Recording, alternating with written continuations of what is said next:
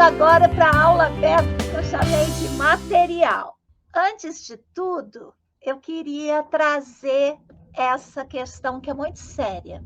Todas as nossas oficinas, a gente dedica, né, 20% do valor. E dessa vez, o valor dessa oficina vai para as famílias, as novas famílias em situação de rua. Olha essa senhora com as duas crianças. Olha o carrinho que novo. Ela está agora começando essa vida de sem teto, né? Então, todas as nossas doações, a prestação de conta, né? Olha que foto, gente.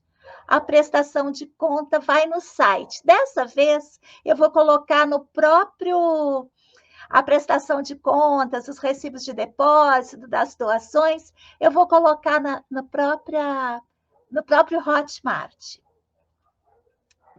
Então, essa vida, né? Agora de barracas.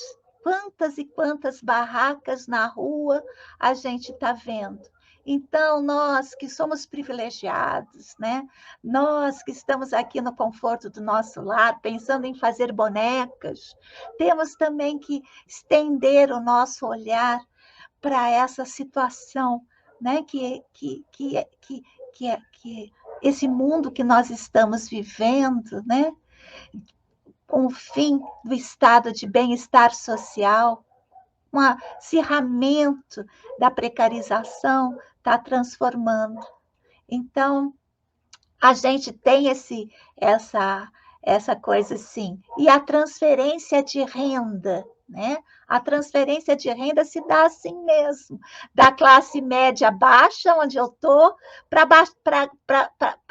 a pobreza. A transferência de renda no nosso país não se dá de quem tem para quem não tem, não. É de quem não tem quase nada para quem não tem nada. Somos nós, da classe C e D, que transferimos renda para as classes paupérrimas. É isso que a gente faz.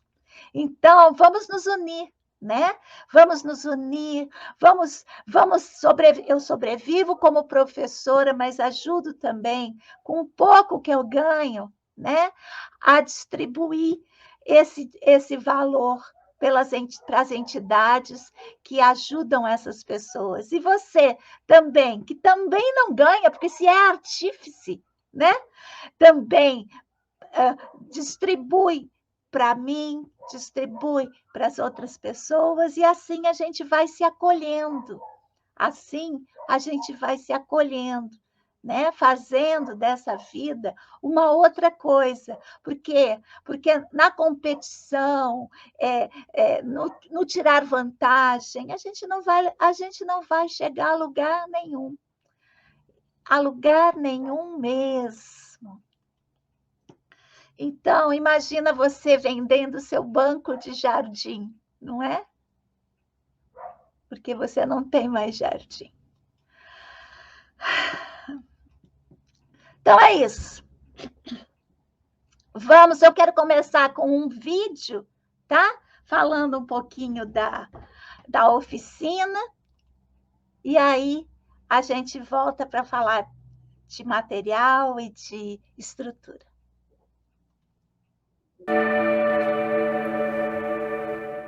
A oficina dos bonecos da família contemporânea é uma oficina bastante complexa em termos conceituais.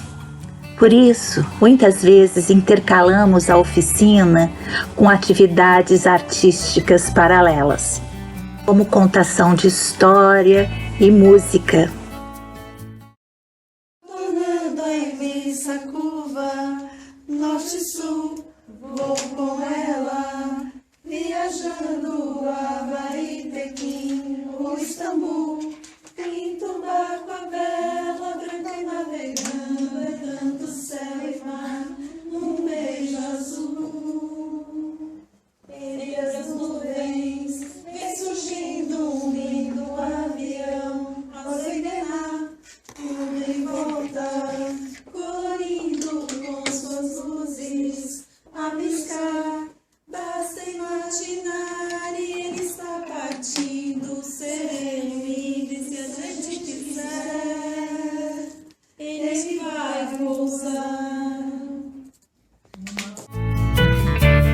As atividades artísticas paralelas são facilitadoras de processos.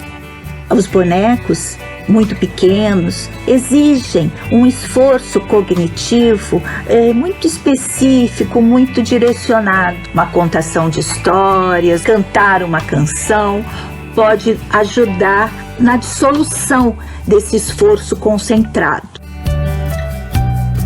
Por outro lado, nem sempre entrar em contato com os conceitos que se tecem em torno da parentalidade é um processo simples para algumas pessoas.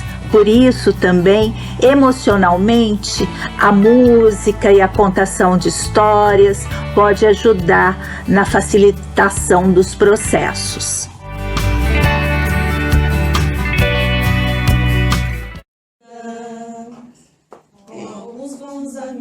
Bebendo de bem com a vida, de uma América a outra eu consigo passar num segundo. Giro simples compasso e num círculo eu faço um mundo. Um menino caminha e caminhando chega no muro, e ali logo em frente a esperar pela gente o futuro está. E o futuro é uma astronave que tentamos pilotar. Não tem tempo, nem verdade, nem tem hora de chegar. Vamos pedir licença, muda nossa vida e depois convida a rir ou chorar. Nessa estrada não nos cabe conhecer ou ver o que virá, o fim dela. Ninguém sabe bem ao certo onde vai dar. Vamos todos numa linda passarela de uma aquarela que um dia, enfim, descolorirá. Assim, as atividades artísticas paralelas podem ajudar na facilitação dos processos, criando um ambiente facilitador, onde o pensar, o sentir e o querer fazer estejam alinhados no fazer artífice por uma estética da vida viva, num ativismo por uma infância plena no âmbito da família.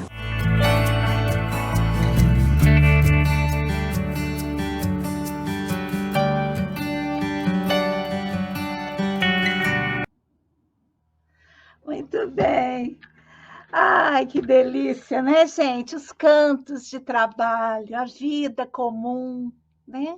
Então, a gente vai tentar manter essa chama acesa através de olhando séries, filmes e coisas assim que a gente possa ampliar também a nossa vivência artística. A nossa intenção é, enquanto costuramos, conversar sobre a configuração familiar na contemporaneidade, pensarmos juntas nos desafios a que somos convocados a enfrentar diante da ideia de família. Buscaremos fazer uma genealogia do conceito de família, procurando perceber até que ponto a ideia de família se distingue da família factual. Nossa intenção é buscar afirmar a potência das relações e, deste modo, favorecer o modo de existir saudável que busca evitar a perpetuação de conceitos aprisionantes. Objetivo do curso: possibilitar o contato com a concepção estética Waldorf do brinquedo, conversar sobre os desafios da família contemporânea, trabalhar a sensibilização manual através da construção de bonecos e confeccionar uma família inspirada na educação Waldorf com 4 personagens entre 12 e 15 centímetros e um bebê. Ai, que delícia! Muito bem. Olha eles aí. As nossas aulas, então, vão ser há essa aula do material, que é a aula 1, depois a gente vai cuidar da estrutura, aí vem os moldes, a montagem, colocar a cabeça e as mãos, as roupas, os sapatos, o cabelo, olhos e bocas, acabamos. Então, são 9 encontros no total. Olha, nós vamos tentar, porque antes só existia esse tipo de família, né? Todas com esse tecidinho, antes que eu digo é lá há 30 anos, né? Todos com esse tecidinho claro, no lugar da pele, com essa configuração de todas as pessoas da família, de uma mesma cor de pele, mas nós vamos tentar ultrapassar essas questões, problematizar, né? Famílias interraciais, famílias de diversas configurações, cada uma trazendo a sua família, né? E problematizando também o conceito de família. Eu gosto até dessa aquarela aqui, por quê? Porque eu fico pensando que é uma família poliafetiva. Né? A gente não sabe, claro que deve ser professor, sei lá quem, mas eu gosto sempre de pensar uma família assim, vários adultos, várias crianças morando juntos. Muito bem, então eu trouxe meus rascunhos. A mãozinha está machucada, não fiquei teclando, não, para não me machucar mais. Então, eu trouxe os meus rascunhos para vocês verem, mas eu trouxe também. Então, o que chama atenção aqui, em primeiro lugar, tornar-se. Sempre tudo que a gente pensa tem esse conceito do tornar-se embutido, tornar-se quem se é, né? Que é um paradoxo incrível. E aí tem uma outra coisa que chama atenção ali, que é o viver em grupo. Né? Então, a gente vai passar por esses conceitos. Aí eu trouxe, gente,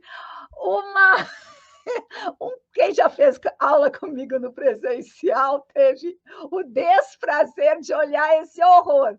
Eu vou escrevendo, coloco umas folhas em branco nas paredes onde não tem quadro negro, coloco e vou escrevendo. Então, a oficina da família contemporânea é uma das mais densas na parte conceitual. A gente vai desde lá, no plano da política, né? Olhar as estruturas de poder, a casa como um poder fora do Estado, a gente vai problematizar a partir de uma arqueologia e de uma genealogia, né? Juntando dois autores que nos deram ferramentas conceituais de investigação, que é Nietzsche e Foucault, para isso. Nesse âmbito da política, a gente vai olhar a questão do poder. No âmbito da ética, a gente vai pensar na questão da segurança. E aí, a gente vai problematizar a questão da família, vai olhar os vários períodos históricos até a produção da família nuclear e a família contemporânea e uma que eu chamei de extemporânea. Não quero dar spoiler, não. A gente vai carregar o pensamento até chegar lá. Né? Que família seria essa? Eu chamei de quântica. A família quântica, né? Que é essa família que é terrana, né? É terrana. Acho que até vou mudar, em vez de quântica, para terrana. Muito bem. E aí, a gente vai olhar essa questão da sensação, a gente vai olhar a partir da antropologia social, antropologia cultural, a antropologia estrutural francesa, a antropologia cultural inglesa. Digamos assim, que é um caminho conceitual denso, mas muito importante e muito pouco visitado. E aí a gente vai, eu tenho até uma das coisas, né, lá na estética, aí a gente vai olhar para os, a gente vai olhar para os bonecos, a gente vai olhar para essa produção do terceiro coração etérico, que é uma coisa que vem sempre nos meus cursos, né? Essa questão da representação de si e do outro, tudo isso faz parte da nossa dinâmica conceitual. E aí, a gente, na questão, porque assim, olha, a questão ética, estética, política, sempre traz uma questão econômica. E a gente não pode pensar na família, digamos assim, fora da questão econômica. E aí eu costumo fazer até uma lista de medos, né? A lista de medos, porque quando a gente pensa nos nossos filhos, quando a gente pensa na nossa família, a gente está, além de estar nesse oikos, né, nessa economia, a gente está se constituindo a partir do medo. E aí, muita coisa pode rolar, né? Muito bem. Aí, claro, vamos trabalhar também com o conceito de Waldorf, né, como expressão de um modo de existir, problematizar, digamos... deixa eu ver se está aqui. Não está. Mas problematizar... eu tinha deixado. Problematizar autores do espectro Waldorf, que falam sobre uma certa família arquetípica. Vamos olhar o que são essas famílias, esse arqué, né? Então, vamos por aí também. É um caminho longo. Olha a lista de medo. O primeiro medo daquela turma que eles colocaram: perder o controle, perda da consciência, perder entes amados, medo da morte, medo da dependência. E não vou nem continuar aqui, porque senão vou abrindo portas, né? E a gente tem que ir organizando isso dentro de um contexto, para que isso também não faça mal para a alma, né? A gente tem que olhar nos olhos daquilo que nos aflige, mas com muita delicadeza, trazendo os autores que fazem uma asepsia dessas questões, né? Não é só escarafunchar, não. É também em busca de outros modos de existir, né? E aí, claro, todos os nossos processos têm aquele migo que eu já falei aqui uma vez, né? O mundo é comigo dentro. E para isso a gente usa os nossos autores juntos com vários outros, mas nesse curso, além, claro, do Rudolf Steiner, né? Para quem não conhece, ele é, digamos assim, o sistematizador da antroposofia, da pedagogia Waldorf, e nós usamos, está vendo que ele está jovem? Nós usamos especialmente o jovem Steiner, mas nesse curso não só, porque ele vai trazer, lá em 1923, o terceiro Steiner, ele vai trazer elementos importantes para a gente pensar as relações parentais. Então, claro, a gente já falou aqui, toda educação é autoeducação. Não foi aqui não, foi lá no Instagram. Está rolando uma discussão lá no Instagram, tá boa. E a gente vai pensar nessa frase: somos o ambiente, né? Onde a criança educa-se a si mesmo, diz Steiner. E vamos mergulhar nesse livro de Winnicott. Tudo começa em casa. Eu amo Winnicott. O meu quarto tempo, o primeiro foi corporativo, como vocês viram, depois foi social, né? Trabalhando com geração de renda, crianças, educação ambiental. O terceiro tempo foi o da academia, que eu estou terminando ele agora, e vou começar o meu quarto tempo, e o meu quarto tempo vai ser recheado de Winnicott, né? Na clínica. Então, eu tenho uma coisa do Winnicott que eu aprecio, que é a delicadeza e o respeito pelo outro.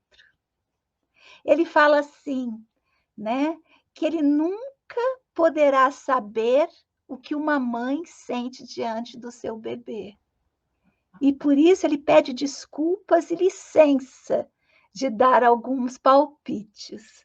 E isso, para mim, demonstra uma delicadeza de alma que poucos autores têm, inclusive o nosso autor mor, o Rudolf Steiner, ele é cheio de prescrições, cheio de dever ser, que ele não quer, mas ele acaba sendo, coisa que o Winnicott não faz. Por isso, vamos grudar nesse rapaz. Se vocês quiserem, já tem esse livro aí online. Eu vou ver se eu consigo para vocês escanear, e aí a gente lê junto alguns trechos. Vamos, então, falar de material? Vou trazer aqui um vídeo que eu preparei com o material. Espera aí. Então, nós vamos precisar primeiro de arame. Eu tenho esse arame que eu gosto muito de usar, que é o arame de cobre forrado com plástico, mas não precisa, que é aquele arame de eletricidade, né? Fio elétrico. Mas não precisa ser esse, não. A gente pode usar um fio galvanizado. Eu gosto do número 18. Aí a gente vai precisar disso, fita crepe, né? Para estrutura. Eu vou usar, na minha família, o algodão de farmácia, né? Vou usar o algodão de farmácia. Vamos precisar, quem quiser pode ser fio de overlock, quem tiver, mas pode ser também linha comum. Alicates, um de corte, se quiser usar um de corte e um de torcer pode, ou só o de corte.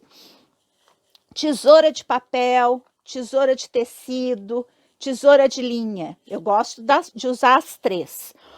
Papel para fazer o molde, marcadores para papel e para tecido, do jeito que você tiver, régua, fita métrica, um pedacinho de papelão, pode ser um papelão reciclado, mas mais durinho, que a gente vai usar no sapato, linha de bordar, linha comum para costurar tecido, linha forte, quem tiver, além do fio de overlock.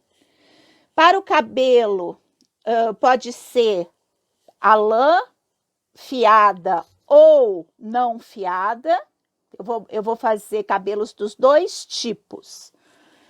Aí, tecido para a cor da pele, que pode ser o meia malha, 30 fios, o cotton, um pedacinho de feltro ou similar para o sapato e os tecidos retalhinhos para a roupa. Acho que é isso. Ah, não, pera. Agulha, alfinete. Pronto, acho que agora sim.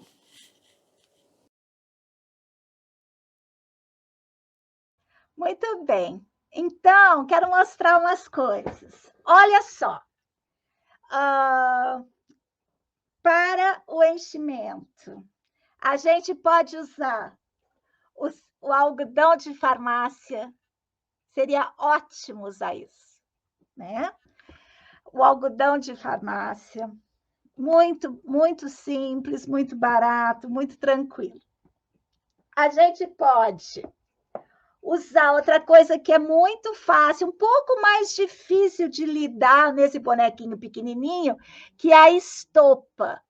Também uma coisa simples, barata. E vou falar uma coisa aqui da minha prática, que quando a gente fazia, né? Agora a gente está parado, mas quando a gente fazia para vender esses bonequinhos, eles vendem muito, porque ele é usado na clínica, sabe?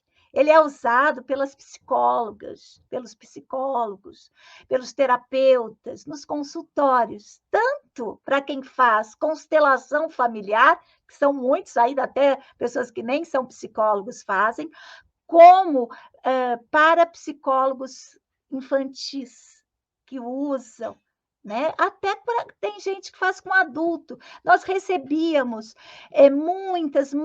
muitas encomendas de psicólogos que mandavam foto da paciente, do paciente, para a gente fazer igual, foto do paciente com a irmã, sabe? Para dinâmicas de consultório.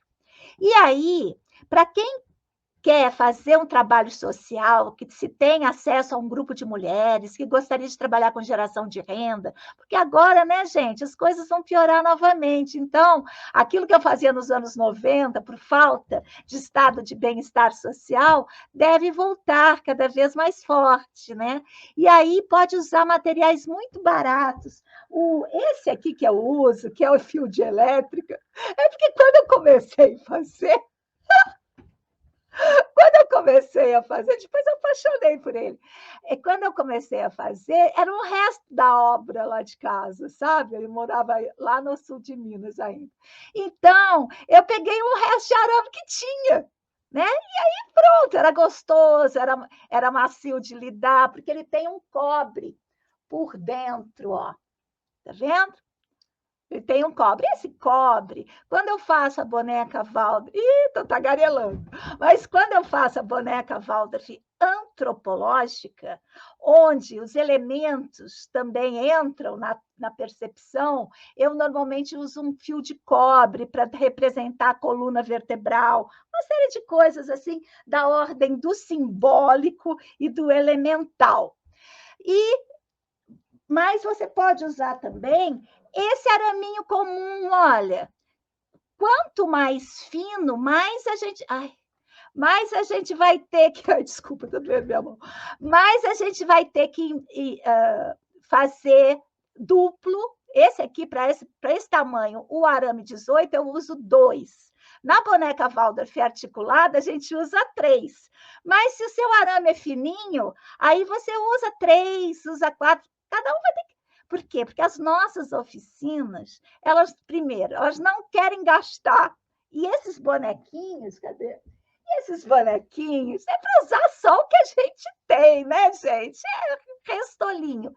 Então, e se a gente vai fazer um trabalho social, quanto menos a gente precisar investir, melhor. Por quê? Porque é o mínimo de material, mas muito trabalho, muita mão de obra especializada.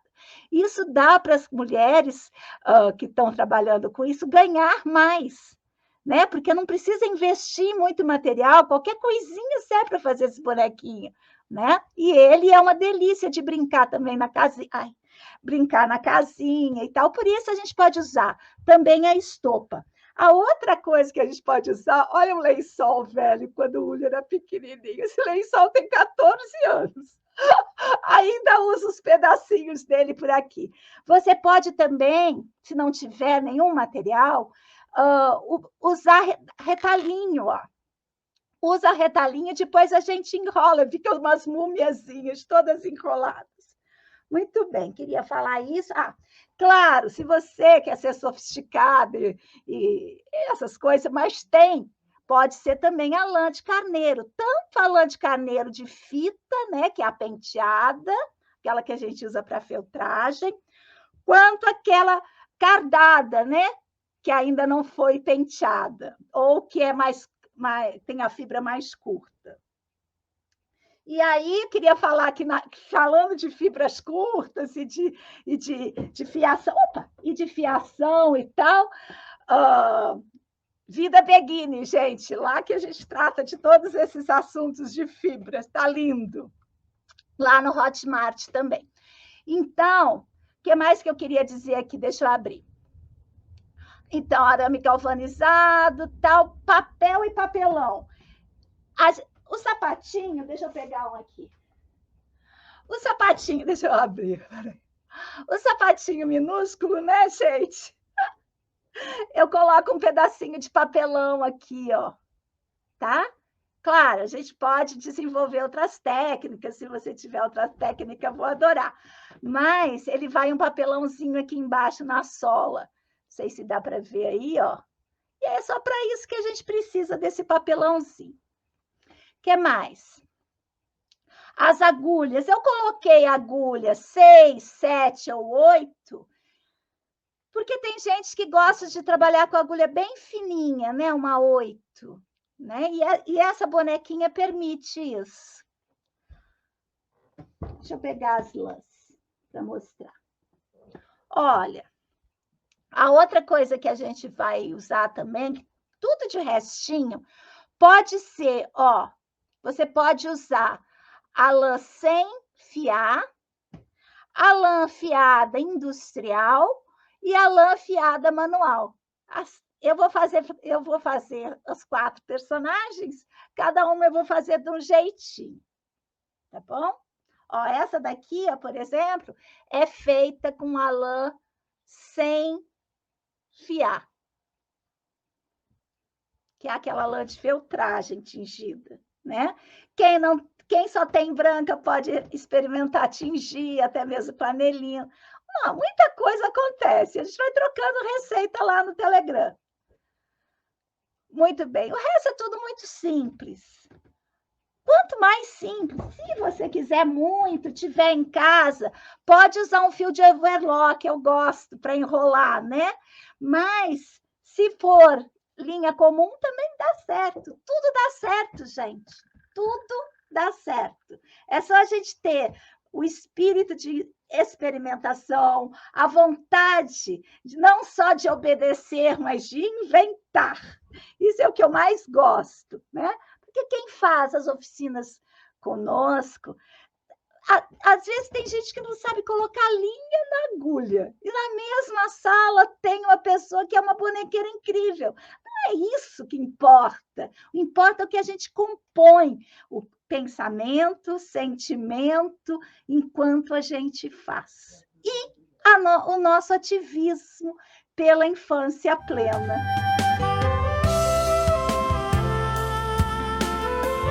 Muita gente, e olha, eu vou dizer, cada vez mais,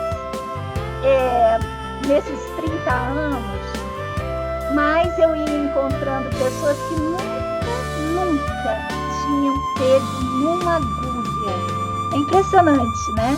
E agora, eu diria de uns 5 anos para cá, isso está mudando muito, gente. Muito. Parece que as pessoas retomaram o gozo pelas artes da casa, da culinária à costura. Eu fico feliz. Eu sou apaixonada, sabe? Por isso que eu acho que a gente, quando está lidando com a casa, por isso quando a gente está lidando com a família, quando a gente está lidando com a infância, a gente tem que estender o olhar, né? Para quem não tem uma casa segura, não tem, ou se tem casa ou não tem casa,